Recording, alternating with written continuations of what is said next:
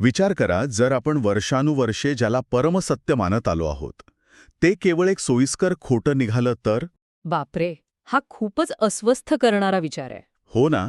आणि म्हणजे आपण ज्याला सुख, शांती आणि आराम म्हणतो तो वास्तवाच्या दाहकतेपासून स्वतःला दूर ठेवणारा केवळ एक मखमली भ्रम असेल तर? अगदी बरोबर. कारण सहसा माणसाची धडपड ही जास्तीत जास्त सुख मिळवण्याचीच असते. एक्झॅक्टली. पण तेच सुख जर आपल्या डोळ्यांवर अज्ञानाची पट्टी बांधत असेल तर आपण नक्की काय मिळवत आहोत? आजच्या आपल्या या सखोल चर्चेची सुरुवात अशाच एका अस्वस्थ करणाऱ्या पण मूलभूत प्रश्नाने होणार आहे. आणि हा प्रश्न विचारणं आजच्या काळात खूप गरजेचं आहे. नक्कीच. आज आपण एका अशा प्रवासाविषयी बोलणार आहोत जो केवळ एका व्यक्तीचा नाही तर मानवी इतिहासातील एका खूप मोठ्या वैचारिक क्रांतीचा प्रवास आहे. आपला मुख्य संदर्भ आहे डॉक्टर B.R. आंबेडकरांचा द बुद्ध अँड हिज धम्म हा अत्यंत गाजलेला ग्रंथ. हो, आणि हा संदर्भ खूप महत्वाचा आहे.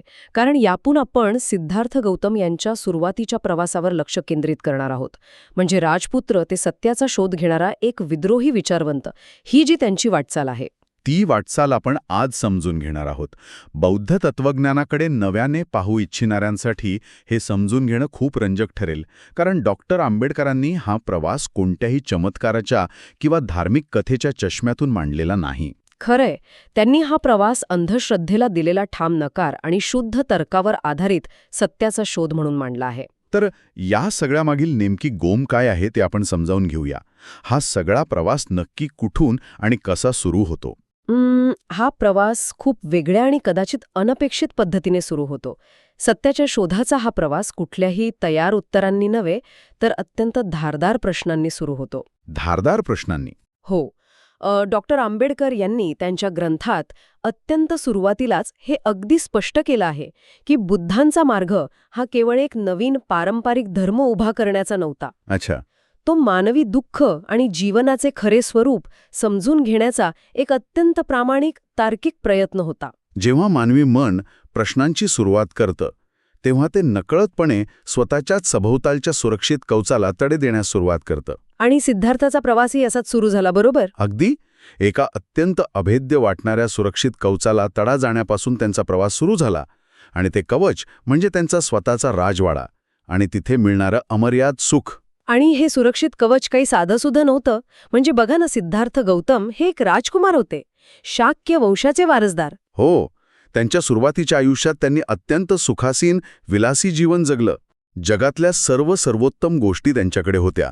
त्यांच्या वडिलांनी राजा शुद्धोधनाने त्यांना जीवनातील कटू सत्य, वेदना, संघर्ष, आजारपण आणि दुःख यापासून अत्यंत जाणीवपूर्वक आणि पद्धतशीरपणे दूर ठेवलं होतं. कसं आहे ना, त्यांच्या आजूबाजूला फक्त तारुण्य, सौंदर्य आणि आनंद असेल याची पुरेपूर काळजी घेतली गेली होती. म्हणजे असं म्हणतात की एकही सुकलेलं फूल किंवा आजारी व्यक्ती त्यांच्या दृष्टीस पडणार नाही एवढी कठोर व्यवस्था त्या राजवाड्यात होती. अक्षरशः एक सोन्याचा पिंजराच होता. अगदी सोन्याचा पिंजराच. पण मला इथे एक अतिशय व्यावहारिक प्रश्न पडतो. सत्य कायमस्वरूपी असं लपून ठेवता येतं का? म्हणजे आपण आजच्या आधुनिक जगातही या सोन्याच्या पिंजऱ्याची एक वेगळी आवृत्ती जगत नाही का? हा खूप इंटरेस्टिंग पॉइंट आहे. तुम्ही कशाबद्दल बोलतात? म्हणजे बघा, आपण स्वतःला आजकाल डिजिटल इको चेंबर्समध्ये किंवा अत्यंत सुरक्षित अशा गेटेड कम्युनिटीजमध्ये बंदिस्त करून घेतो. हो, एक्झॅक्टली.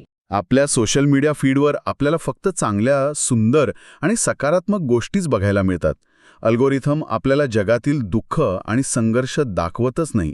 हा सुखाचा आणि सोयीचा अतिरेक वास्तवापासून किती भयंकर फारकत घेतो. तुम्ही मांडलेला हा आधुनिक संदर्भाचा मुद्दा अत्यंत अचूक आहे. यात सर्वात विचार करायला लावणारी बाब म्हणजे हा आराम आणि सुख म्हणजे एक प्रकारचा भ्रम होता. आणि तुम्ही म्हणालात तसा तो आजही आहे. हो ना. जेव्हा एखाद्या व्यक्तीला कोणत्याही प्रकारच्या दुःखाची, संघर्षाची किंवा अभावाची जाणीव नसते तेव्हा ती व्यक्ती वास्तवापासून पूर्णपणे अनभिज्ञ असते. म्हणजे एका बुडबुड्यात राहिल्यासारखं. अगदी. मानवी मन मुळातच वेदना टाळण्यासाठी आणि सुख शोधण्यासाठी डिझाईन केलेलं असतं. सिद्धार्थाच्या वडिलांनी जे केलं ते एका अर्थाने प्रत्येक पालक आपल्या मुलांसाठी करू इच्छितो. म्हणजे त्यांना कोणत्याही प्रकारच्या दुःखापासून वाचवणं. हो, पण डॉक्टर आंबेडकर इथे एका अत्यंत महत्वाच्या मानसशास्त्रीय पैलूवर बोट ठेवतात. कोणता पैलू? या प्रक्रियेत केवळ दुःखापासून बचाव होत नाही तर माणसाची बौद्धिक आणि भावनिक वाढही खुंटते. जेव्हा दुःखच अस्तित्वात नाही असा तुमचा समज असतो तेव्हा जगाची तुमची समज अत्यंत उथळ राहते. बापरे, हे खूपच डीप आहे. हो ना, तो सोन्याचा पिंजरा कितीही सुंदर असला, कितीही सुरक्षित असला, तरी तो वास्तवाची जाणीव हिरावून घेणारा एक तुरुंगच होता. आणि जोपर्यंत माणूस या तुरुंगात असतो, तोपर्यंत त्याला सहानुभूती आणि करुणा यांसारख्या भावनांचा खरा अर्थ समजूच शकत नाही. पण एक सेकंड, मला इथेच एक मोठा प्रश्न पडतोय. आणि हा प्रश्न कदाचित हे ऐकणाऱ्या अनेकांच्या मनात येत असेल. विचारा ना. आपण पारंपरिक कथांमध्ये ऐकतो की सिद्धार्थाने राजवाड्याबाहेर पाऊल ठेवलं आणि सलग 4 दृश्य पाहिली. एक म्हातारा माणूस, एक आजारी माणूस, एक मृतदेह आणि शेवटी एक शांत संन्यासी. हो, 4 दृश्य. The 4 sites. पण हे कसं शक्य आहे? म्हणजे सिद्धार्थ तेव्हा वयाच्या 29व्या वर्षात होते. ते विवाहित होते. त्यांना एक मुलगा होता. राहुल. बरोबर. मग तुम्ही मला सांगता की वयाच्या 29व्या वर्षापर्यंत एका अत्यंत बुद्धिमान माणसाने कधीच म्हातारा माणूस पाहिला नव्हता. राजवाड्यात कोणीच आजारी पडत नसेल का? किंवा कोणाचा मृत्यू झाला नसेल का? हे सर्व थोडं अतार्किक आणि अशक्य नाही वाटत. 29 वर्षांचा माणूस इतका अनभिज्ञ कसा असू शकतो? हा अत्यंत महत्वाचा आणि तार्किक प्रश्न आहे. मी म्हणेन की डॉक्टर आंबेडकरांच्या विश्लेषणाचं खरं सामर्थ्य याच प्रश्नाच्या उत्तरात दडले आहे. अच्छा, म्हणजे त्यांनी यावर लिहिलंय? हो, डॉक्टर आंबेडकर या कथांकडे चमत्कार किंवा शब्दशः घडलेल्या घटना म्हणून पाहत नाहीत. त्यांनी या घटनेचा अत्यंत सखोल आणि तार्किक अर्थ काढला आहे. म्हणजे ते दृश्य शब्दशः घ्यायचं नाहीये? नाही. सिद्धार्थाने वयाच्या 29व्या वर्षी पहिल्यांदाच म्हातारा माणूस किंवा मृतदेह पाहिला असा याचा शब्दशः अर्थ होत नाही. त्यांनी या गोष्टी आधीही पाहिल्या असतील. मग त्यात नवीन काय होतं त्या दिवशी? तिथेच तर मुद्दा आहे. मुद्दा पाहण्याचा नाही, तर त्यामागील जाणीवेचा आहे. डॉक्टर आंबेडकर स्पष्ट करतात की तो दिवस असा होता जेव्हा या दृश्यांचा अस्तित्ववादी किंवा एक्झिस्टेन्शियल धक्का सिद्धार्थाच्या मनावर पहिल्यांदाच इतक्या तीव्रतेने आदळला. ओ, एक्झिस्टेन्शियल धक्का. हो, म्हातारपण, आजारपण आणि मृत्यू हे केवळ इतरांचे प्रश्न नाहीत, तर ती आपली स्वतःची आणि संपूर्ण मानवजातीची अंतिम नियती आहे, ही जाणीव त्यांना त्या क्षणी झाली. म्हणजे हे माझ्यासोबतही होणार आहे याची जाणीव. एक्झॅक्टली. तोपर्यंत राजवाड्याच्या सुरक्षेत त्यांना वाटत होतं की त्यांचं तारुण्य आणि आरोग्य हेच शाश्वत आहे. पण या वास्तवाच्या धक्क्याने त्यांची ती समजूत मुळासकट मोडून काढली. हे दुःख अपवाद नाही, तर तो मानवी जीवनाचा अटळ नियम आहे, हे त्यांना जाणवलं. खरंच, हे स्पष्टीकरण खरोखरच डोळे उघडणार आहे. म्हणजे ती 4 दृश्य ही केवळ शारीरिक रूपात पाहिलेली दृश्य नव्हती, तर ती एका भ्रमातून वास्तवात येण्याची प्रक्रिया होती. अगदी बरोबर. अचानक एका सुरक्षित कवचातून बाहेर पडून जीवनातील या अत्यंत कठू वास्तवाचा सामना करावा लागणं हे खरोखरच हादरून सोडणारं असलं पाहिजे. आपण जर याचा विचार केला तर हे असं आहे की एखाद्या माणसाने आयुष्यभर सर्व काही परिपूर्ण मानले आणि अचानक त्याला समजतं की तो ज्या जमिनीत उभा आहे तीच मुळात भुसभुशीत आहे. खूप छान उपमा दिलीत तुम्ही. पण बघा, पहिल्या 3 दृश्यांनी म्हणजे म्हातारपण, आजार आणि मृत्यूने त्यांना जीवनाची नश्वरता दाखवली. पण मग ते 4थं दृश्य, तो शांत संन्यासी, यामागील नेमका तर्क काय होता? ते दृश्य त्यांना काय सांगत होतं? कसं आहे ना, पहिल्या 3 दृश्यांनी सिद्धार्थाच्या मनात एक प्रचंड मोठी पोकळी आणि भीती निर्माण केली असणार.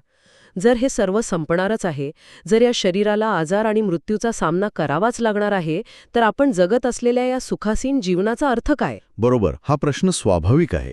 आणि मग येतं ते 4थं दृश्य.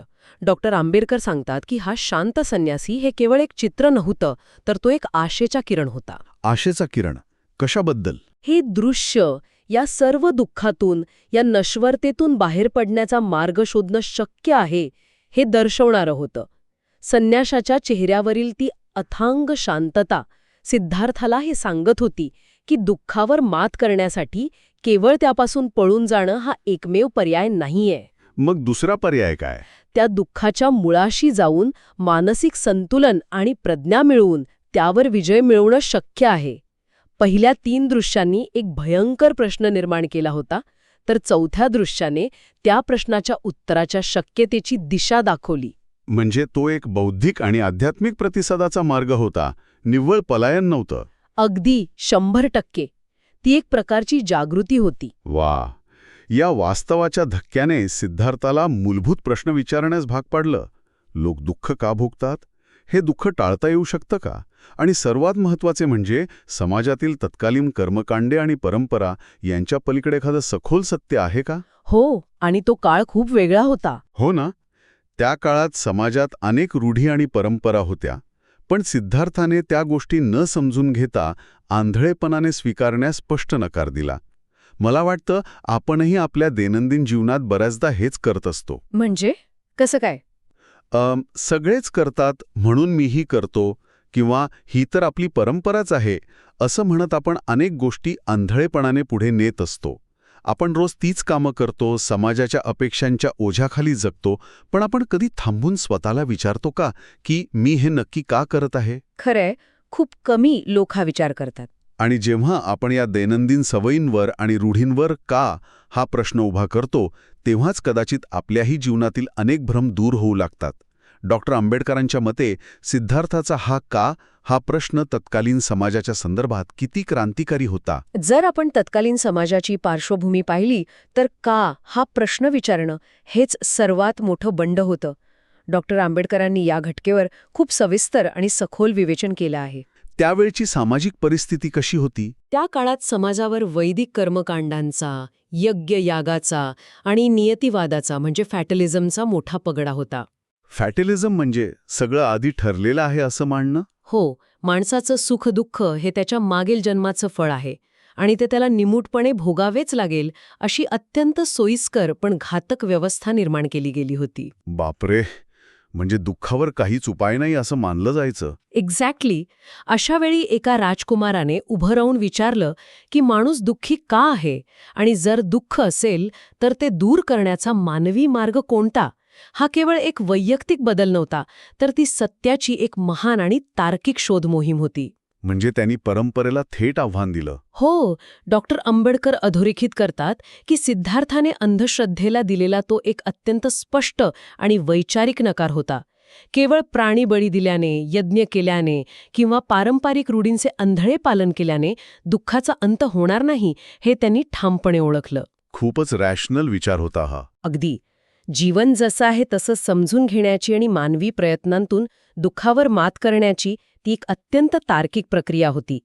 जेव्हा आपण प्रश्न विचारणं थांबवतो तेव्हा आपण मानसिक गुलामगिरी स्वीकारतो. हे अत्यंत शक्तिशाली वाक्य आहे. जेव्हा आपण प्रश्न विचारणं थांबवतो तेव्हा आपण मानसिक गुलामगिरी स्वीकारतो. आणि बुद्धांचा हा प्रवास मानवी बुद्धिमत्तेचा आणि स्वतंत्र विचारांचा सर्वात मोठा विजय मानला जातो. पण हा स्वतंत्र विचार आणि सत्याचा शोध घेण्यासाठी सिद्धार्थाला अत्यंत मोठी किंमत मोजावी लागली ना? हो, किंमत तर मोठी होती. आणि इथूनच आपण त्या ऐतिहासिक घटनेकडे वळतो ज्याला महाभिनिष्क्रमण किंवा महान त्याग म्हटलं जातं. सिद्धार्थाने एक रात्री अचानक अत्यंत धाडसी निर्णय घेतला. त्यांनी आपला राजवाडा, आपली झोपलेली पत्नी, लहान मूल आणि जगातील सर्व सुखसोयींचा त्याग केला. बरोबर, द ग्रेट डिपार्चर. पण मला इथे परत एकदा एक प्रश्न पडतो. जर त्यांना सत्याचाच शोध घ्यायचा होता तर ते राजवाड्यात राहून का नाही घेऊ शकले? म्हणजे राजवाडा न सोडता? हो, त्यांच्याकडे तर सर्व सुविधा होत्या. महान ऋषीमुनींना ते राजवाड्यात आमंत्रित करून त्यांच्याशी चर्चा करू शकले असते. त्यांनी सुखासीन जीवनापेक्षा अनिश्चिततेचा, जंगलाचा मार्ग का निवडला? हा प्रश्न खूप जणांना पडतो. आजच्या संदर्भात बोलायचं झालं तर हे असं आहे की आपण एका अतिशय सुरक्षित आणि सुखद अशा जहाजावर आहोत. पण ते जहाज चुकीच्या दिशेने चाललंय हे आपल्याला समजतं. आणि तरीही जहाज दुरुस्त करण्याऐवजी आपण थेट समुद्रात उडी मारतो. हे सर्व सोडून जाणं इतकं आवश्यक का होतं? हा प्रश्न मानवी मानसिकतेच्या अगदी गाभाऱ्याला स्पर्श करतो. राजवाड्यात राहून सत्याचा शोध का घेता आला नाही? कारण बघा, राजवाडा हा केवळ विटा आणि दगडांचा बनलेला नसतो. मग तो कशाचा बनलेला असतो? तो राजवाडा अपेक्षांच्या, जबाबदाऱ्यांच्या आणि सर्वात महत्त्वाचं म्हणजे सुखाच्या सवयीच्या अदृश्य साखळ्यांनी बनलेला असतो. डॉक्टर आंबेडकरांनी अत्यंत सूक्ष्मपणे नोंदवलं आहे की परिचित असलेली आणि सुख देणारी गोष्ट सोडणं माणसासाठी अत्यंत कठीण असतं. हे खरंय, कम्फर्ट झोन सोडणं खूप कठीण असतं. आणि राजवाड्यात राहून तुम्ही सत्तेचे आणि सुखाचे लाभार्थी असता. जोपर्यंत तुम्ही स्वतः एका अन्यायकारक किंवा भ्रमित व्यवस्थेचा भाग आहात, तोपर्यंत तुम्ही त्या व्यवस्थेच्या पलीकडील सत्य पाहूच शकत नाही. ओ, म्हणजे तुम्ही त्या सिस्टीमचा भाग असल्यामुळे तुम्हाला बाहेरचं सत्य दिसणारच नाही. एक्झॅक्टली. सिद्धार्थाने जो त्याग केला तो केवळ भौतिक वस्तूंचा त्याग नव्हता, तो मानसिक सुरक्षिततेचा आणि अहंकाराचा त्याग होता. राजवाड्यात त्यांना उद्या काय होणार हे माहीत होतं, पण जंगलात सत्याच्या शोधात त्यांच्याकडे कोणतीही शाश्वती नव्हती. अनिश्चितता होती सगळीकडे. हो, हा निर्णय एका व्यक्तीचा नसून तो मानवी अस्तित्वाच्या शोधाचा एक अत्यंत मोठा टप्पा आहे. जेव्हा आपण भौतिक सुखांच्या पलीकडे जाऊन अस्तित्वाचा अर्थ शोधण्याचा प्रयत्न करतो तेव्हा आपल्याला पूर्णपणे मोकळे व्हावे लागते, अनिश्चितता स्वीकारावीच लागते. म्हणजे सगळं अनलर्न करावं लागतं. अगदी. आंबेडकरांच्या ग्रंथात हे महाभिनिष्क्रमण एक पलायन म्हणून किंवा जबाबदारी झटकणं म्हणून चित्रित केलेलं नाही, तर एका महान मानवी उद्देशासाठी, सर्व मानवजातीच्या दुःखाचं मूळ शोधण्यासाठी उचललेलं ते एक अत्यंत जाणीवपूर्वक आणि कठोर पाऊल होतं. म्हणजे हा त्याग एका अर्थाने स्वतःला अनलर्न करण्याची, स्वतःला पूर्णपणे रिक्त करण्याची प्रक्रिया होती. जोपर्यंत तुम्ही जुने, सुरक्षित किनारे सोडत नाही, तोपर्यंत तुम्हाला नवीन महासागर गवसू शकत नाहीत. खूपच सुंदर ओळ ही. आपण आजच्या चर्चेत खूप महत्त्वाचे आणि सखोल मुद्दे पाहिले. तो सोन्याचा पिंजरा कसा वास्तवापासून दूर नेणारा आणि मानसिक वाढ खुंटवणारा होता. ती 4 दृश्य कशी केवळ डोळ्यांनी पाहिलेली नसून मनाला दिलेला वास्तवाचा एक प्रचंड मोठा धक्का होती. हो, तो एक्झिस्टेन्शियल धक्का. आणि का? या एका साध्या प्रश्नाने हजारो वर्षांची कर्मकांडे आणि अंधश्रद्धा कशी मोडून काढली. आणि शेवटी सत्यासाठी सुखाचा त्याग करण्याची ती अफाट तयारी, जी पलायन नसून मानवजातीच्या मुक्तीसाठी उचललेलं पाऊल होतं. खरंच. डॉ. आंबेडकर यांनी ज्या पद्धतीने या प्रवासाचं विश्लेषण केलं आहे, ते खरोखरच आपल्याला या पूर्ण कथेकडे एका अत्यंत तार्किक, बौद्धिक आणि प्रगल्भ दृष्टिकोनातून पाहण्यास भाग पाडतं. अगदी तंतोतंत. आणि या सर्व चर्चेतून जो सर्वात महत्त्वाचा विचार पुढे येतो तो डॉक्टर आंबेडकरांच्या दृष्टिकोनाचा गाभा आहे. कोणता विचार? जीवनातील सर्वात मोठा आणि अर्थपूर्ण बदल हा माझ्याकडे काय आहे किंवा मी किती सुरक्षित आहे या प्रश्नांनी कधीच होत नाही.